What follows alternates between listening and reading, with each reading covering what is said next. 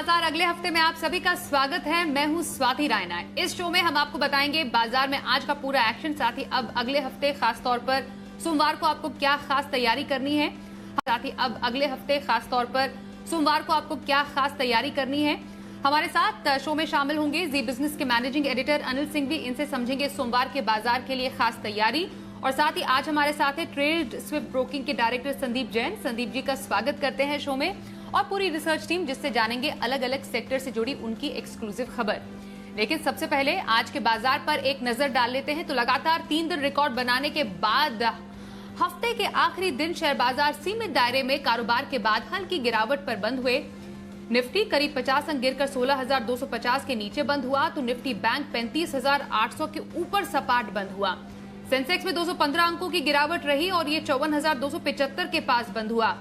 कई दिनों से लगातार नई ऊंचाई बनाने के बाद हल्की फुल्की मुनाफा वसूली लाजमी है, और हफ्ते के आखिरी कारोबारी सत्र में रियल्टी, फार्मा और मेटल शेयरों में मुनाफा वसूली कुछ ज्यादा हुई।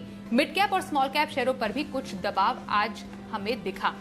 एफआईआईज और डीआईआईज की तरफ से क्या संकेत आज मिले हैं, उन पर भी नजर डाल लेते हैं। एफआईआईज यानी विदेशी संस्थागत निवेशकों ने कैश मार्केट में 69 करोड़ रुपए की आज बिकवाली की, तो वहीं डीआईआईज यानी घरेलू संस्थागत निवेशकों ने आज 631 करोड़ रुपए की बिकवाली की है।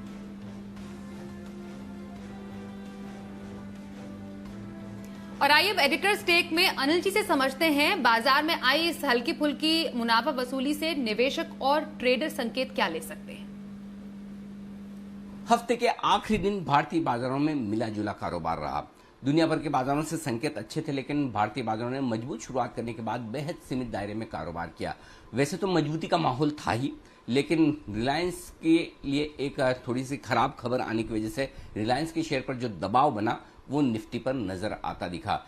अमेजॉन और फ्यूचर की डील के में अमेजॉन के पक्ष में सुप्रीम कोर्ट का फैसला आने के बाद रिलायंस के शेयर में कमजोरी दिखी। तो रिलायंस, एचडीएफसी, एसबीआई, ये 2-3 दिग्गज ऐसे थे निफ्टी में जिन पर प्रेशर रहा, और उनकी वजह से आपको निफ्टी थोड़ा कमजोर नजर आया। लेकिन बैंक निफ्टी में कमजोरी उतनी नहीं थी। इनफैक्ट बड़ा शांत सा ट्रेड बैंक निफ्टी में होता दिखा सीमित दायरे में। लेकिन इन दोनों के बाद जो एक्शन दिखा वो मिड कैप और स्मॉल कैप शेयरों में फिर से लौटता हुआ दिखा, जिसकी हम उम्मीद कर रहे थे कि वायदा कारोबार के हफ्ते की एक्सपायरी खत्म होने के बाद दिग्गजों से focus mid cap small cap शेयरों पर शिफ्ट होता हुआ दिखेगा।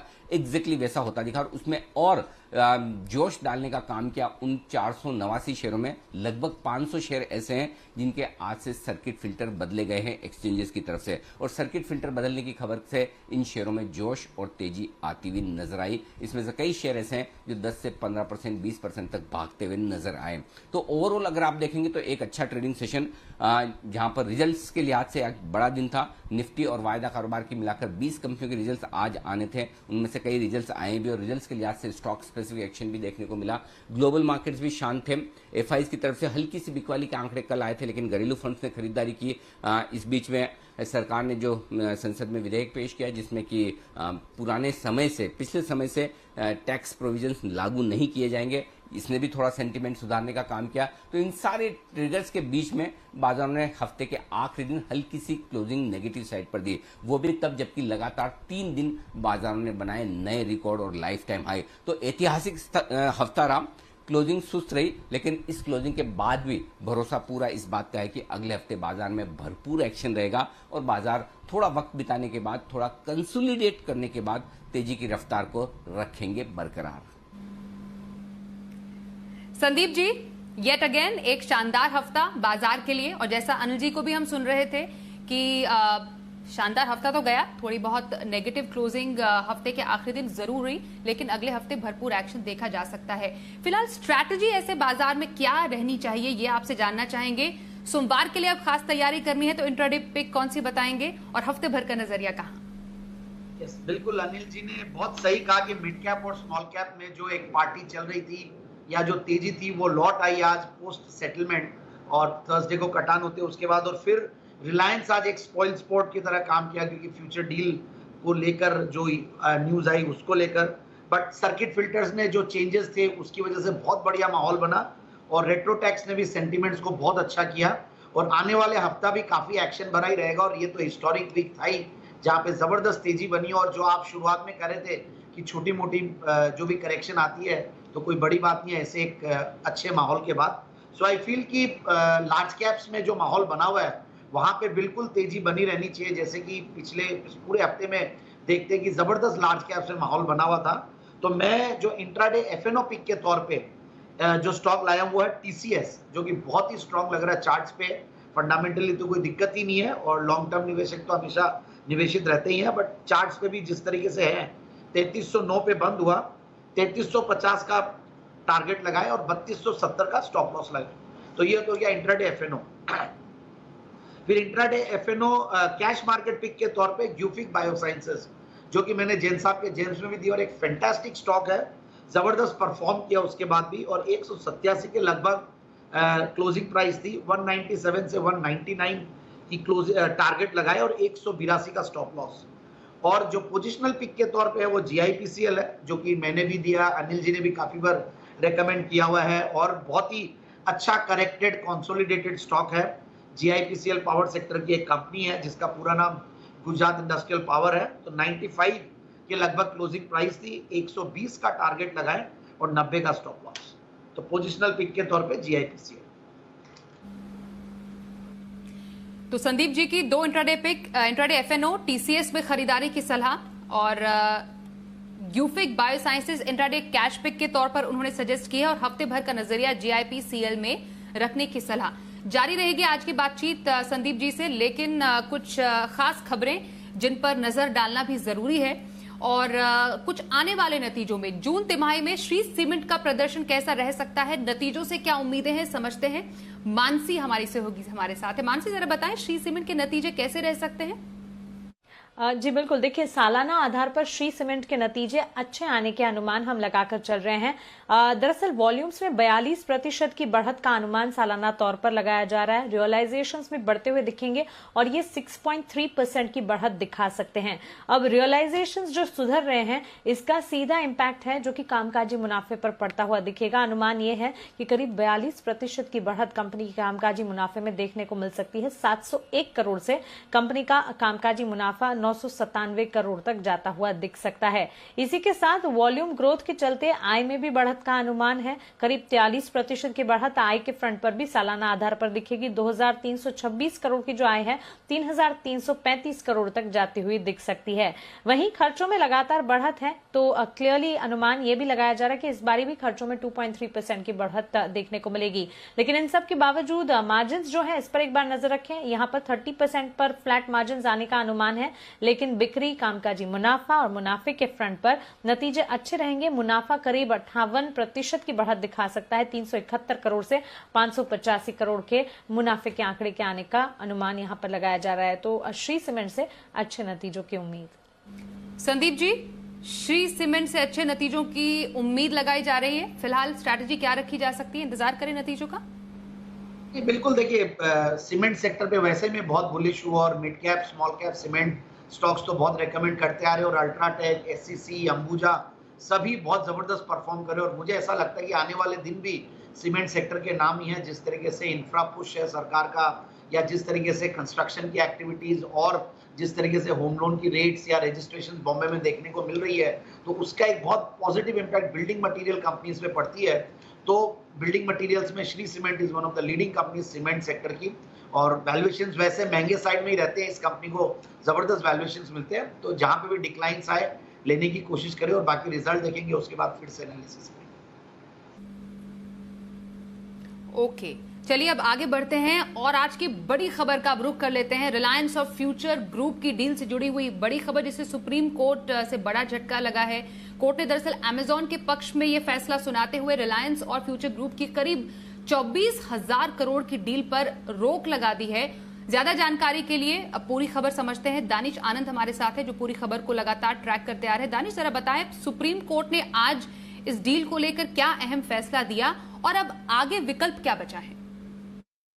देखिए, फ्यूचर रिटेल को सुप्रीम कोर्ट से काफ़ी बड़ा झटका लगा है, क्योंकि सुप्रीम कोर्ट ने अमेजॉन के फेवर में रूल करते हुए सिंगापुर के इमरजेंसी आर्बिट्रेटर के अवार्ड को बिल्कुल जायज़ माना है। और सुप्रीम कोर्ट ने साफ कर दिया है कि जो इमरजेंसी आर्बिट्रेटर का अवार्ड है वो इंडियन लीगल टर्म्स में बिल्कुल वैलिड है। तो ये बहुत बड़ा झटका फ्यूचर रिटेल को आज लगा है। और दूसरी तरफ सुप्रीम कोर्ट ने दिल्ली हाई कोर्ट के एक सिंगल जज बेंच के ऑर्डर को भी अपहोल्ड करा है। तो कहीं ना कहीं देखा जाए तो फ्यूचर रिटेल के लिए ये स्थिति काफ़ी ज़्यादा कठिन है। और फ्यूचर रिटेल ने भी इस जजमेंट के पास होने के बाद एक स्टेटमेंट निकाली है और उस पर फ्यूचर रिटेल का कहना है कि वो इस समय हर तरह की लीगल ऑप्शंस को ढूंढ रहे हैं और कैसे वो इस चीज़ को फाइट बैक कर सकते हैं। लेकिन अमेजोन की अगर हम बात करें तो अमेजोन ने फ्यूचर रिटेल को पूरी तरह से लीगल टैंगल में इंडिया में फंसा दिया था, ना कि काफ़ी ट्रिब्यूनल्स, लेकिन देश के अनेक कोर्ट्स में भी इसी मामले पर काफ़ी अलग अलग सुनवाइयाँ चल रही थी। और आज की जो सुनवाई आई है, आज की जो सुनवाई हुई थी, इसमें जो जजमेंट पास करी गई है वो अमेजोन के फेवर में पास करी गई है। तो अमेजोन के लिए कहीं ना कहीं बहुत बड़ी जीत है, लेकिन फ्यूचर रिटेल और RIL के लिए बहुत बड़ा सेटबैक है, क्योंकि जो इमरजेंसी आर्बिट्रेटर का अवार्ड था उसने फ्यूचर रिटेल और RIL की डील पर एक स्टे लगा दिया था। तो अब इंतजार रहेगा फ्यूचर रिटेल अगला क्या लीगल स्टेप उठाता है, किस तरह से वो आगे अमेजोन को चैलेंज करता है। शुक्रिया दानिश इस पूरी खबर पर और ज्यादा डिटेल्स हम तक पहुंचाने के लिए। और एक और एक्सक्लूसिव खबर सिर्फ जी बिजनेस पर आप सभी के लिए। Bajaj auto, TVS motor, M&M के लिए ये बड़ी खबर आ रही है। CESL ने 1 लाख इलेक्ट्रिक 3 व्हीलर के लिए टेंडर जारी किया है। ज्यादा जानकारी और डिटेल समझते हैं जी बिजनेस के एग्जीक्यूटिव एडिटर स्वाति खंडेलवाल से। स्वाति बताएं, ये तमाम जो ऑटो कंपनियां हैं उनके लिए कैसा इम्पैक्ट लेकर आ रही हैं बड़ी खबर? बिल्कुल आपने सही कहा। CESL जो कि state own convergence energy services limited है, होली ओन सब्सिडरी है एनर्जी एफिशिएंसी सर्विसेज लिमिटेड, जो कि एंटिटी है मिनिस्ट्री ऑफ पावर के तहत। और इनफैक्ट हमने ये खबर आपको दोपहर में बताई और अब ये ऑफिशियल भी हो गई है, इस पे मुहर लग चुकी है कि उन्होंने first of its kind tender एक निकाला है जो कि प्रोक्योर करेगा 1 lakh electric 3 wheelers. Yes, 1 lakh electric 3 wheelers सरकार यहाँ पर उसके लिए टेंडर निकाल रही है। उन्होंने प्रपोजल दिए हैं कई OEMs को जो ये प्रोक्योरमेंट के लिए आए और एज पर FAME 2 गाइडलाइंस यहाँ पर अपना प्रपोजल सबमिट करें। व्हीकल्स जो होंगी ये डिप्लॉय होंगी CESL के लिए for different use cases across India. और गार्बेज डिस्पोजल, पैसेंजर ऑटोज, इन पर खास करके ध्यान रखा दिया जाएगा। और यही नहीं, इसके आगे जो सूत्र मुझे बता रहे हैं कि ये तो पहला है, इसके बाद भी और प्लान्स हैं कि इलेक्ट्रिक 3 व्हीलर्स को बढ़ावा देने के लिए सरकार और भी यहाँ पर टेंडर निकाले। बहुत शुक्रिया स्वाति आपका। ये बड़ी खबर और एक्सक्लूसिव खबर जो हमने सबसे पहले ब्रेक की थी उसके और डिटेल्स हम तक पहुंचाने के लिए आगे बढ़ते हैं। और अगले हफ्ते बाजार में कौन से ऐसे इवेंट्स हैं जिस पर रहेगी मार्केट की नजर, समझते हैं। मानसी का एक बार फिर से रुक कर लेंगे। मानसी जरा बताएं अगले हफ्ते के बड़े ट्रिगर्स कौन से होने वाले हैं? जी बिल्कुल, देखिए आने वाला हफ्ता एक्शन पैक रहने वाला है। नतीजे भी ढेर सारे हैं और इवेंट्स और खास तौर से IPO की भरमार है। जी हाँ, शुरुआत नतीजों से कर रही हूँ। निफ्टी स्पेस में Shree Cement, Coal India, Power Grid, Eicher Motors, Hero Moto, Tata Steel, Grasim, ये तमाम कंपनियों के नंबर्स का इंतजार रहेगा अगले हफ्ते। वहीं वायदा बाजार की एक लंबी लिस्ट है। MRF, Indian Hotels, Lupin, Manappuram Finance, Max Finance, Motherson Sumi, Siemens, Trent, Bata, Cadila, Cummins, Pidilite, Ashok Leyland, Aurobindo Pharma, Bharat Forge, IRCTC, NMDC, Page Industry, PFC, Petronet LNG, Sun TV, इतने सारे नंबर्स हैं जो कि अगले हफ्ते आते हुए दिखेंगे। तो वायदा बाजार पर तो नजर रहेगी ही। अब ट्रिगर्स की अगर बात करें, 9 अगस्त के दिन रोलेक्स रिंग्स की लिस्टिंग होने वाली है। इसी दिन कार ट्रेड टेक्नोलॉजीज लिमिटेड का IPO खुलेगा। प्राइस बैंड जिसका 1585 से 1618 रुपए प्रति शेयर है। इस दिन नोवोको विस्तास कॉर्पोरेशन लिमिटेड का IPO भी खुलेगा। प्राइस बैंड जिसका 560 से 570 रुपए प्रति शेयर है। इंडियन होटल्स नतीजों के साथ पूंजी जुटाने को लेकर बैठक करेंगे। बलरामपुर चीनी नतीजों के साथ बायबैक पर बैठक करेंगे। वहीं सिंगापुर और जापान के बाजार सोमवार के दिन यानी कि 9 अगस्त को बंद रहने वाले हैं। 10 अगस्त कैपेसिटी इंफ्रा को बोर्ड बैठक और साथ ही पूंजी जुटाने को लेकर बोर्ड बैठक में सोच विचार किया जाएगा। साथ ही केम्प्ला सनमार लिमिटेड 10 से 12 अगस्त के बीच IPO इनका खुलेगा। प्राइस बैंड 530 से 541 रुपए प्रति शेयर तय किया गया है। इसी दिन एप्टस वैल्यू हाउसिंग फाइनेंस का IPO भी खुलेगा। प्राइस बैंड 346 से 353 रुपए प्रति शेयर तय किया गया है। एमएसटीसी की सब्सिडरी एफएसएनएल यानी कि फेरो स्क्रैप निगम लिमिटेड में स्ट्रैटेजिक सेल के लिए आवेदन सौंपने की आखिरी तारीख होगी 10 अगस्त यानी कि मंगलवार का दिन। 11 अगस्त के दिन कार्ट्रेड टेक्नोलॉजीज का आईपीओ बंद हो जाएगा। इसी दिन नोवोको विस्तास कॉर्पोरेशन लिमिटेड का भी आईपीओ बंद हो जाएगा। जो आईपीओ 9 तारीख को खुले थे 11 को बंद होंगे। 12 अगस्त जून आईआईपीओ और जुलाई सीपीआई के नंबर्स पर फोकस रहेगा। इस दिन आईआरसीटीसी नतीजे और शेयर विभाजन पर सोच विचार करेंगे। कैम्प्लास्ट सनमार लिमिटेड का आईपीओ इस दिन खुलने जा रहा है। जी हां, प्राइस बैंड 530 से 541। इनफैक्ट कैम्प्लास्ट सनमार लिमिटेड का आईपीओ इस दिन माफ कीजिएगा बंद होने जा रहा है। प्राइस बैंड 530 से 541 रुपए होगा। एप्टिस वैल्यू हाउसिंग फाइनेंस का आईपीओ भी इस दिन बंद हो जाएगा। प्राइस बैंड 346 से 353 रुपए प्रति शेयर होगा। यानी कि जो 10 तारीख को आईपीओ खुले थे 12 को कैम्प्लास्ट सनमार लिमिटेड और एप्टिस वैल्यू हाउसिंग बंद होते हुए दिखेंगे। 13 अगस्त के दिन संसद का मानसून सत्र खत्म होता हुआ दिखेगा और बजाज हेल्थ केयर शेयर विभाजन पर बोर्ड बैठक है। तो संसद का मानसून सत्र 13 अगस्त शुक्रवार के दिन बंद हो जाएगा और इसी दिन बजाज हेल्थ केयर की जो बोर्ड बैठक है इस पर भी नजर रहनी चाहिए। शेयर विभाजन पर यहां पर फैसला आता हुआ दिख सकता है। तो ये तमाम ट्रिगर्स आने वाले हफ्ते के लिए। तो नतीजों और बड़े इवेंट्स के लिहाज से अगला हफ्ता बहुत ही बिजी रहने वाला है। शुक्रिया मानसी इवेंट्स बताने के लिए। आइए बढ़ते हैं आगे और देखते हैं शर्मा जी का ऑप्शन।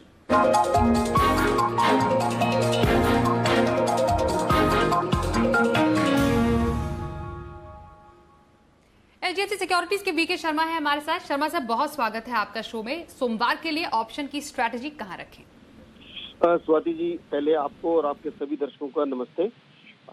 पिछले कल जो हमने बताए थे जेएसडब्ल्यू स्टील और सीमेंस ऊपर है, जेएसडब्ल्यू थोड़ा नीचे है, लेकिन दोनों के न तो टारगेट हुए न स्टॉप लॉस, तो उनका ध्यान रखिए। आज के लिए मैं 2 स्टॉक बता रहा हूँ, अडानी पोर्ट्स और एल&टी इन्फो। तो अडानी पोर्ट करीब आज 2.5% ऊपर बंद हुआ। तो यहाँ पे मैं सलाह दे रहा हूँ कि 720 की कॉल आप 22 रुपए पे लें। ध्यान रहे ये 25 रुपए पे आज बंद हुआ है। तो मेरा ये अंदाजा कि आप सोमवार को खुलेंगे तो बाजार जब 22 रुपए के आसपास लेने की कोशिश करें। 15 रुपए का रखिए स्टॉप लॉस और टारगेट आपका रहेगा 35 रुपए। एल&टी इन्फोटेक करीब 1% ऊपर बंद हुआ, तो ये आप खुले भाव पे ले सकते हैं। तो यहाँ पे मेरी सलाह 4800 की कॉल 137 रुपए पे ले सकते हैं। स्टॉप लॉस रखेंगे 105 रुपए का, टारगेट आपका 198। और वीकेंड के लिए आप कुछ अच्छा पढ़िए, हेल्थ का ध्यान रखिए और एंजॉय कीजिए वीकेंड को। नमस्ते, जय हिंद। और आइए अब अनिल जी से समझते हैं सोमवार के बाजार पर आपको खास तैयारी क्या करनी है और बाजार के लिए अहम संकेत कौन से होंगे? भारतीय बाजारों के बंद होने के वक्त डाउ फ्यूचर्स एकदम शांत ट्रेड कर रहे थे, मुश्किल से 20-25 पॉइंट नीचे रहे होंगे। तो इसका मतलब ये कि अमेरिका में आज एग्जैक्टली किस तरह का ट्रेडिंग सेशन होगा उसका अंदाजा लगाना मुश्किल है। और पिछले 2-3 दिनों से देखें तो एक दिन तेजी एक दिन मंदी, इस तरह का ट्रेडिंग सेशन अमेरिका में चल रहा है और फिर डाउ फ्यूचर्स उसके विपरीत ट्रेड करते हुए दिखते हैं। तो देखते हैं सोमवार सुबह क्या कुछ होता है, अमेरिका से क्या कुछ संकेत मिलते हैं। लेकिन हमारे अपने संकेतों की बात करें तो कहीं कोई समस्या नहीं है। बाजार मजबूत ट्रेडिंग के तेजी के मूड में है। 16,000 के लेवल को पार करने के बाद निफ्टी ने जो बड़ा ब्रेकआउट दिया वो बाजार में स्ट्रेंथ दे रहा है। 16,125, 16,200 ये सोमवार के लिए निफ्टी पर तुरंत सपोर्ट का काम करेगा। 16,100-125 की रेंज को अगर तोड़कर निफ्टी नीचे ट्रेड करता है तो ही कमजोरी का पहला संकेत आएगा और तब 15,900, 16,000 बहुत मजबूत सपोर्ट के तौर पर बाजार में काम करेगा। ये लेवल्स हैं जिस पर आपको रखनी है नजर। ऊपरी स्तरों पर 16,350, 16,400 हल्की फुल्की रुकावट का लेवल है जहां पर थोड़ी बहुत प्रॉफिट बुकिंग आती हुई आप देख सकते हैं।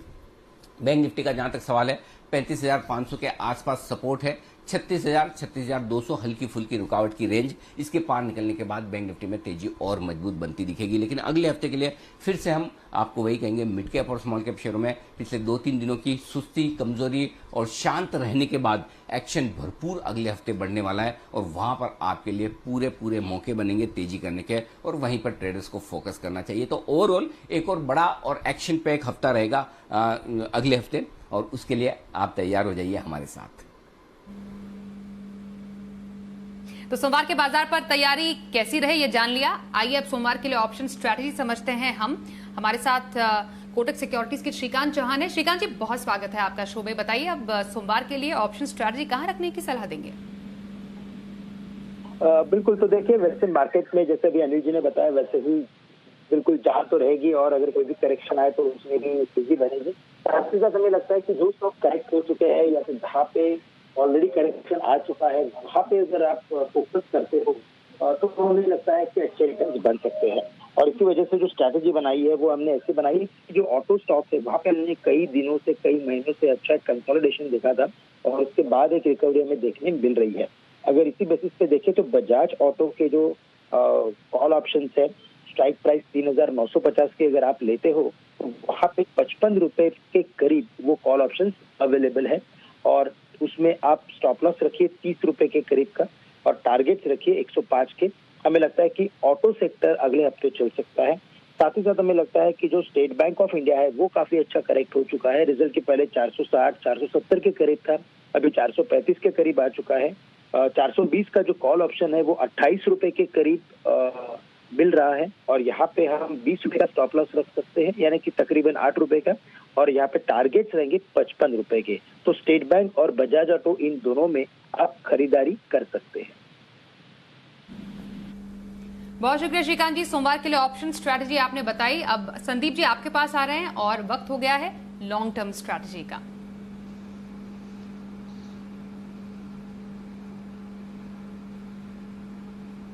एक बेहतरीन quality company VST Tillers Tractors limited, century old group है वीएसटी ग्रुप, और ये 1967 में ये कंपनी आई थी एग्जिस्टेंस में और जॉइंट वेंचर था मित्सुबिशी हेवी इंडस्ट्रीज जापान के साथ। और आज कंपनी लार्जेस्ट मैन्युफैक्चरर है पावर टिलर्स की इंडिया के अंदर और वीएसटी शक्ति के नाम से इनकी ब्रांड चलती है बाजार में, जो कि कॉम्पैक्ट और एग्रीकल्चरल ट्रैक्टर्स बनाते हैं, यानी कि छोटी मिनी ट्रैक्टर्स बोल लीजिए आप। Power tillers, tractors, rice transplanters, power tillers, तो ये बहुत सारे जो एग्रीकल्चरल इंप्लीमेंट्स है और एग्रीकल्चर रिलेटेड इक्विपमेंट्स है ये बनाती है। और फंडामेंटल्स पे अगर आते हो तो बहुत ही अट्रैक्टिव फंडामेंटल्स 18-19 के पी मल्टीपल पे चल रहा है, 19-20 का करीब रिटर्न ऑन कैपिटल एम्प्लॉयड है, डिविडेंड पे आउट रेशियो भी अच्छा है। फिर मैं देख रहा था कि जो प्रोमोटर शेयर होल्डिंग है उसके साथ साथ डीआईआईज और एफआईआईज के करीब 19% की शेयर होल्डिंग है। एक जीरो डेट कंपनी है और पिछले 4 क्वार्टर जबरदस्त गए हैं, बहुत ही फैंटास्टिक रिजल्ट्स दे रहे हैं पिछले 4 क्वार्टर से। अब जून क्वार्टर का रिजल्ट आना बाकी है और पिछले 3 से 5 साल में अगर देखें, क्योंकि मार्केट जिन लेवल्स पे आज डबल से भी ज्यादा है मार्केट, बट 3 से 5 साल में ये स्टॉक उतना परफॉर्म नहीं किया है। 2 से 3% के रिटर्न दे रहा है 3 से 5 साल में। तो मुझे ये एक बहुत बड़ा एडवांटेज दिखता है, क्योंकि इन दिनों में कंपनी के जो प्रॉफिट्स आ रहे हैं पिछले 2-3 साल में, हर साल नया हाईज बना रहा है, हाईएस्ट एवर एनुअल प्रॉफिट्स आ रहे हैं। So it's a very safe bet. ऐसे टाइप के मार्केट में जहां मार्केट्स अपने न्यू हाईज पे रहता है तो आपको सेफ बेट्स पे ध्यान देना चाहिए। और 2350 का टारगेट लॉन्ग टर्म पिक के तौर पे VST Tillers tractors. VST Tillers tractors में खरीदारी की सलाह लंबी अवधि के लिहाज से। बहुत शुक्रिया आपका संदीप जी, हमारे साथ आज शो में शामिल हुए। और साथ ही आज के भी इस शो में बस इतना ही। एक ब्रेक का वक्त हो गया है, खबरों का सिलसिला जारी रहेगा। देखते रहिए जी बिजनेस।